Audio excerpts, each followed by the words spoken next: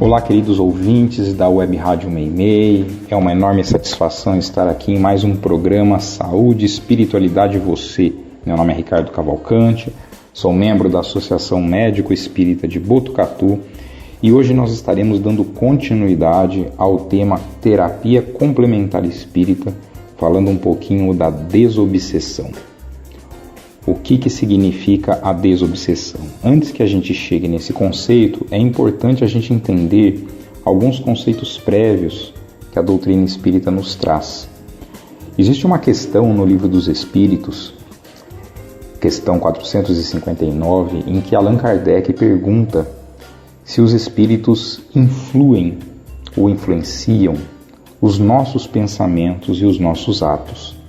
A resposta que é dada ela é muito interessante e ela diz o seguinte, abre aspas, muito mais do que imaginais, influem a tal ponto que de ordinário são eles que vos dirigem, fecha aspas.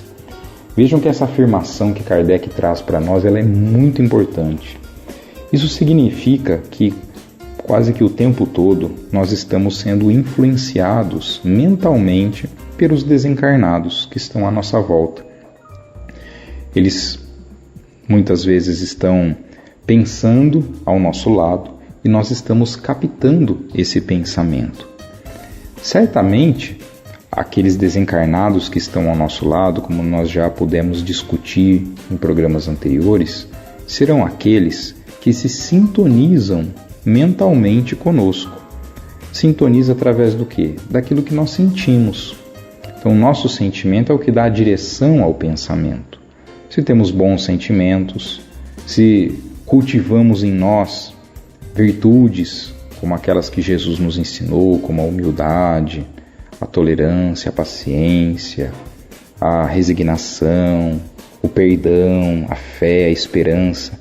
Obviamente que os espíritos que se aproximarão de nós e se sintonizarão com nós serão aqueles que têm esse mesmo tipo de pensamento. Porém, se a gente pensa de uma outra forma, se a gente emite no nosso dia a dia outros sentimentos, como por exemplo a inveja, o ciúme, a revolta, o pessimismo, a raiva, as viciações, todos esses comportamentos que são inadequados, que são comportamentos que são contrárias às leis divinas, obviamente vão atrair para nós, vão se sintonizar conosco aqueles espíritos que estão dentro da mesma faixa vibratória, ou seja, aqueles que também pensam, que sentem da mesma forma. E é através disso que acaba acontecendo os chamados processos obsessivos. Obviamente que as boas relações mentais que nós estabelecemos com, por exemplo, os benfeitores do mundo maior, que nos auxiliam, são sempre relações sadias, sempre relações boas, porque elas vêm sempre nos favorecer, nos beneficiar. Mas aquelas relações que nós estabelecemos com esses espíritos sofredores, elas são relações sempre doentias, patológicas. E elas podem, dependendo dessa relação, desenvolver o chamado processo obsessivo. A gente considera que há uma obsessão, há um processo obsessivo presente, quando aquela relação é uma relação de dominação. Então, vou colocar aqui a situação mais comum, né? O desencarnado, o espírito desencarnado, ele vai exercer uma dominação sobre aquele espírito encarnado, ou seja, ele vai mentalmente tentar influenciar aquele espírito encarnado de uma maneira bastante negativa, que vai levar prejuízo àquele indivíduo. Então isso caracteriza um processo de obsessão. Coloquei aqui como geral porque podem existir outras formas de obsessão, como por exemplo a obsessão entre encarnados, isso também acontece.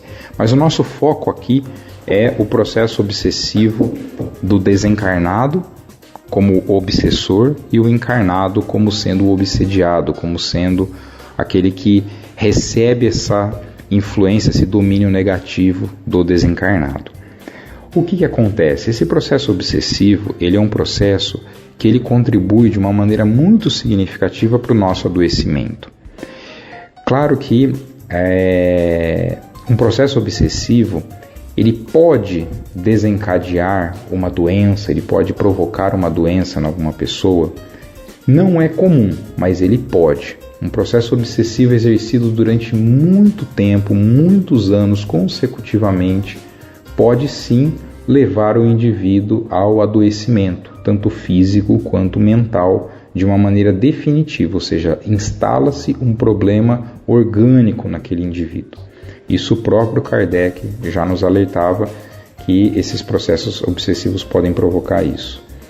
Mas o mais comum é a gente ver o indivíduo que adoece por uma condição própria, seja uma doença física, seja uma doença mental, e aí aqueles espíritos que se sintonizam de uma maneira negativa conosco, eles acabam se aproveitando daquele momento de fraqueza e acabam desenvolvendo neste momento um processo obsessivo. O processo obsessivo nesse caso, ele não age como uma causa direta, mas ele age como um grande contribuinte para que aquele indivíduo, por exemplo, não consiga se recuperar de uma maneira adequada. E muitas vezes ele vai acabar não tendo uma resposta terapêutica, ele procura assistência médica, por exemplo, acaba recebendo tratamento, seja um tratamento medicamentoso, seja uma cirurgia, por exemplo, e ele não responde da maneira como deveria, como se esperava. Por quê? Porque pode haver um processo obsessivo presente ali que está contribuindo, está impedindo aquele indivíduo de se recuperar, porque o processo obsessivo ele vai levando o indivíduo a um esgotamento dos seus recursos, dos seus fluidos magnéticos. E é por isso então que nós estamos aqui falando da desobsessão, ou seja, daquela atividade que é praticada dentro da doutrina espírita, que tem como grande objetivo romper esse circuito mental que se estabelece entre o encarnado e o desencarnado, de maneira a permitir que ambos, seja o obsessor, seja o obsediado, possam se recuperar. Por que a gente está falando dos dois? Muitas vezes a gente pensa no processo obsessivo e pensa no obsessor como se o obsessor fosse uma criatura malévola e que não merece nenhum tipo de consideração e nem de atenção. E aí nós temos a primeira lição, o primeiro aprendizado que a gente tem que ter quando a gente pensa nos processos obsessivos, é que nesta relação em que você tem o obsessor e o obsediado, não existe uma relação clara de um algoz e de uma vítima. Todos são vítimas. Vítimas muitas vezes das suas imperfeições, do seu egoísmo, do seu orgulho, da sua incapacidade de perdoar, e por isso acabam se envolvendo dentro desse circuito mental, dentro desse processo que adoece aos dois, tanto o encarnado quanto o desencarnado. Os dois precisam de amparo, os dois precisam de assistência. E Jesus já nos dizia de uma maneira muito clara que é muito importante que a gente aprenda a amar os inimigos, ou seja, a gente precisa desenvolver em nós a nossa capacidade de tolerância, de indulgência e do perdão.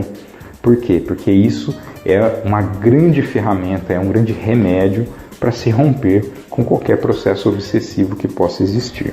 Então, mesmo aqueles espíritos que estão de uma maneira intencional, causando mal, a gente deve o respeito e a tentativa, a busca de formas de tentar resgatar esse indivíduo, de tentar fazer com que ele enxergue um caminho melhor, enxergue um novo rumo para a sua existência e que ele possa, dessa forma, romper aquele processo. Como que funciona uma desobsessão? Então, ela geralmente vai acontecer dentro de uma reunião mediúnica. Vou colocar aqui para vocês nos moldes como habitualmente são feitos nas casas espíritas, para aqueles que não conhecem. Então, geralmente são reuniões fechadas. Existe uma recomendação muito, inclusive de André Luiz, que as reuniões mediúnicas sejam fechadas. E você vai ter ali a figura do médium, que é quem vai receber essas entidades. Você tem a figura do doutrinador, também chamado aí de dialogador, que é aquele que vai conversar com essas entidades que se manifestam ali. E você tem muitas vezes o pessoal de apoio. Não é nem o médium direto, não é um médium ostensivo, não é nem o dialogador, mas está ali para dar o apoio mental, para a estruturação daquele trabalho, daquela tarefa. Então são essas as figuras que se encontram ali, e através dessa comunicação, o dialogador vai tentar trabalhar então esse conteúdo com aquele espírito que está se manifestando. A gente tem basicamente 2 tipos de espíritos que se manifestam num processo obsessivo. Um deles são aqueles espíritos que nós poderíamos dizer assim, se a gente pudesse dar uma denominação a eles, né, entre aspas, que estão perdidos, ou seja, muitas vezes não sabem que desencarnaram, não sabem o que está acontecendo e que precisam de uma orientação, precisam de uma luz, de um norte, para que eles possam perceber a realidade que eles estão vivendo e, a partir dali, poder se desprender daquela sintonia. O outro tipo são aqueles espíritos que realmente, de uma maneira intencional, estão desejando mal para aquele indivíduo, seja por problemas passados, por desavenças no passado que foram provocadas, seja porque aquele indivíduo tem algum comportamento ou faz alguma atividade que esses espíritos são contrários e eles querem de alguma forma prejudicar aquele indivíduo. Então, mas que são aqueles indivíduos que estão intencionalmente querendo fazer o mal. Seja para um, seja para outro, certamente você romper um processo obsessivo ele não é uma tarefa muito simples. Claro que quando você tem um espírito que está se manifestando ali e ele está nessa categoria dos perdidos, vamos dizer assim, não sabe muito bem o que aconteceu, esses são mais fáceis de nós conseguirmos convencer e mostrar o caminho do que aqueles que estão ali intencionalmente querendo causar o mal. Mas de modo geral é necessário um diálogo permanente. Então muitas vezes ele não vai acontecer de uma maneira única, pontual. Muitas vezes esse espírito vai precisar se comunicar mais de uma vez para que esse diálogo continue, para que ele permaneça e que esse indivíduo possa ter esse despertar. Muitas pessoas se questionam, por exemplo, por que precisaria um espírito se comunicar? Não seria mais fácil alguém lá do mundo espiritual já conversar diretamente com aquele indivíduo? Parece um pensamento lógico, mas nós precisamos entender que no mundo espiritual a categoria dos espíritos elas são inúmeras. E esses espíritos que se encontram, seja em condição de sofrimento, ou seja, esses que intencionalmente desejam fazer o mal, as suas condições vibratórias elas são muito baixas e elas são tão próximas a nós encarnados que eles geralmente não conseguem perceber nem a presença dos benfeitores do mundo maior que poderiam fazer essas instruções. E isso é muito comum quando a gente participa de reuniões mediúnicas, de desobsessão. Muitas vezes, a hora que você está naquele diálogo com o espírito e que ele começa a ter uma percepção melhor do que está acontecendo, muitas vezes, naquele momento, ele começa a enxergar pessoas ao seu lado que até então ele não percebia, que ele não via. Por quê? Porque ele muda sua faixa vibratória, ele começa a realmente perceber, cair a ficha, e ali naquele momento, só por esse ato, ele já começa a ter uma percepção maior do que ele teria. Então, como são espíritos que magneticamente estão muito densos, estão muito próximos ao mundo físico, eles precisam desse intercâmbio. É muito mais fácil eles ouvirem nós que estamos encarnados do que aqueles que estão no mundo espiritual. Então, por isso que é necessário, por uma questão de sintonia mental, a participação de uma reunião mediúnica.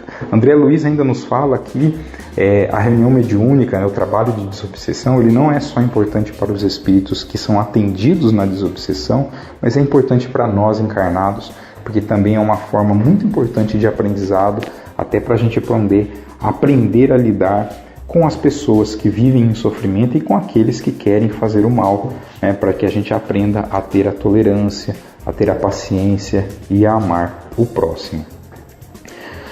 Muito importante também no processo obsessivo é que para que ele tenha efeito, a desobsessão, para que a desobsessão possa funcionar, não basta apenas que a gente trabalhe com o acolhimento daquele espírito que está obsediando, mas também com o obsediado. O obsediado precisa mudar o seu padrão mental, ele precisa se equilibrar. Por isso que o conjunto das medidas da terapia espírita, como por exemplo a assistir a palestra, leitura edificante, tomar o passe, água fluidificada, são medidas, praticar a caridade. Isso tudo vão ser fatores que vão contribuir para o indivíduo se equilibrar, se reestruturar. Esse reequilíbrio dele, essa mudança do padrão mental do obsediado, é que vai ser fundamental para que se rompa esse ciclo, esse circuito mental negativo que se estabeleceu entre ele e o obsessor. Isso é muito importante. Se isso não acontece, é muito difícil a gente conseguir efetivamente um resultado positivo de uma desobsessão. Em linhas gerais, essas são as características de uma desobsessão e a sua importância em relação à nossa saúde. Lembrando que muitas dos momentos em que nós adoecermos, em que nós tivermos problemas de saúde, pode sim estar presente um processo obsessivo, como eu coloquei a vocês, das nossas desavenças do passado, daqueles que possam nos desejar o mal, que se aproveitam de um momento de fraqueza, de fragilidade nossa, para que se exerça o processo obsessivo. Então, por isso que nós fazemos as duas abordagens. A gente procura o tratamento médico, recebe todo o tratamento que a medicina terrena vai oferecer, ao mesmo tempo procura o tratamento espiritual, procura equilibrar-se emocionalmente, sentimentalmente, equilibrar os nossos pensamentos. Isso vai ser fundamental para que a gente possa obter uma saúde melhor. Que Deus nos abençoe, que Jesus nos abençoe e que tenhamos todos uma ótima semana.